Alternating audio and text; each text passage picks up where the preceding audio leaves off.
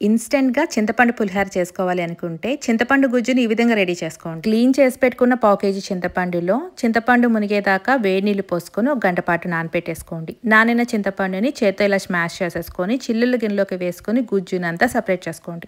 అవసరమైతే చిన్న గ్లాసులు వాటర్ పోసుకొని గుజ్జుని సపరేట్ చేసుకున్నాక, స్టవ్ మీద ఒక బాండీ పెట్టేసుకొని చింతపండుని వేసుకోండి. పావు కప్పు దాకా సాల్ట్‌ని వేసుకొని, ఈ చింతపండు గుజ్జు బాగా దగ్గర పడిపోయాక 25 నుంచి 30 దాకా పచ్చిమిరపకాయలు, అల్లం ముక్కలు, చిన్న కోలి అంతా బెల్లం వేసుకోండి.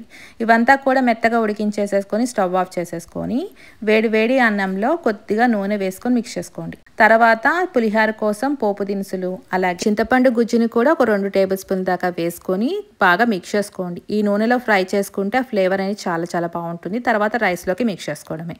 ఇలా మనం మిగిలిన చింతపండు గుజ్జునంతా కూడా ఒక ఎయిర్ కంటైనర్లో ప్రిజర్వ్ చేసుకొని ఫ్రిడ్జ్లో పెట్టేసుకోండి. 2 నెలల పాటైనా చక్కగా చింతపండు గుజ్జు ఉంటుంది. మీరు కూడా ట్రై చేయండి.